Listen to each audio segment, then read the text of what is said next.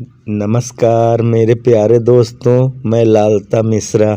आज मैं आपको गुरु मंत्र के बारे में बताने जा रहा हूँ कि गुरु मंत्र किससे लेना चाहिए। तो मेरे प्यारे दोस्तों, आप लोग ध्यान पूर्वक सुने, क्योंकि गुरु मंत्र ब्रह्म बीज होता है और ब्रह्म बीज ऐसे नहीं उगते हैं। इन्हें परिपक्व करना पड़ता है, अपनी ध्यान और साधना में तपाना पड़ता है, तब जाके जो फिर ये जिसको देते हैं उसके भीतर ये ब्रह्म बीज उगता है। जिस प्रकार 4 ब्रह्म वृक्ष बताए गए हैं, एक तो पीपल का पेड़ होता है, बट वृक्ष बरगद का पेड़ होता है और गूलर और पाकड़ के पेड़ होते हैं। इनका बीज लाखों करोड़ों संख्या में पेड़ के नीचे गिरते हैं, पर एक भी वृक्ष, एक भी बीज अंकुरित नहीं होता।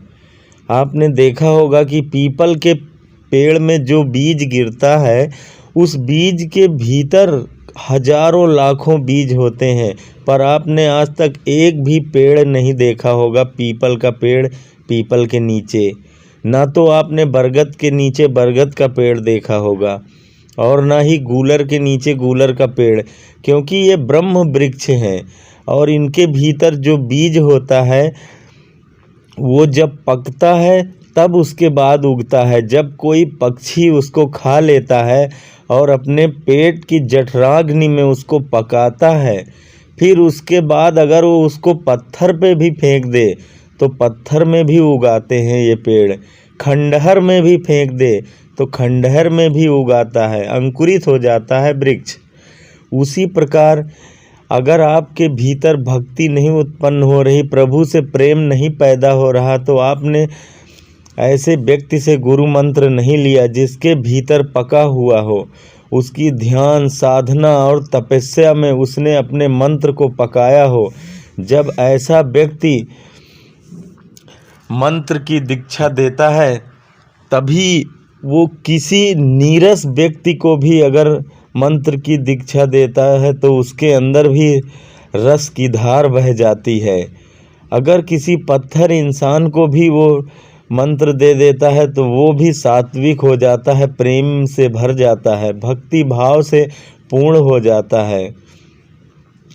तो इसी प्रकार ये गुरु मंत्र भी होते हैं और इसके 3 दोष होते हैं। गुरु मंत्र बीज, इस बीज के, ब्रह्म बीज के 3 दोष होते हैं। पहला दोष, बीज कच्चा नहीं होना चाहिए।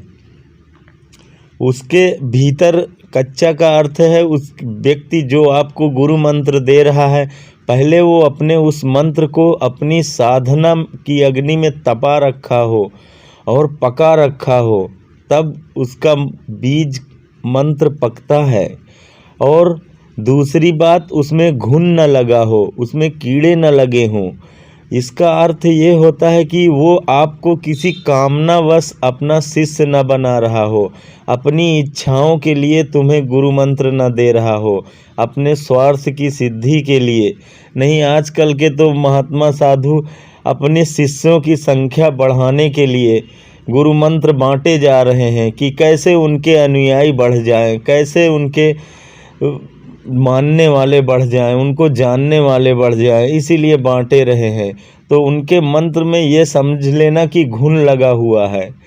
और तीसरा दोष ये है कि मंत्र जो ब्रह्म बीज है वो भुना नहीं होना चाहिए, क्योंकि अगर बीज को आप भून देंगे तो भी फिर उसमें अंकुर नहीं निकलेगा।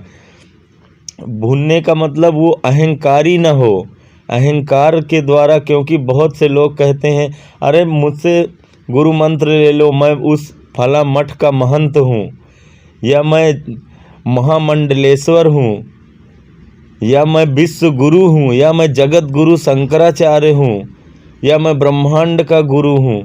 उसके भीतर अहंकार में भुना हुआ न होना चाहिए वो ब्रह्म बीज का मंत्र। परम शांत स्वभाव का हो और दयालु हो, प्रेममय भक्ति से भरा हुआ व्यक्ति हो। जो उस वैसा व्यक्ति अगर गुरु मंत्र देगा आपको, तभी आपके भीतर भक्ति का बीज फूटेगा, अंकुर निकलेगा, तभी वो मंत्र काम करेंगे। आजकल के महंत तो घर से निकल जाएंगे, सबका त्याग करके, घर द्वार परिवार सबका त्याग करके पहुंच जाएंगे मठ में, वहाँ भी प्रतिस्पर्धा चालू हो जाएगी, उनसे ऊपर जाना चाहते हैं।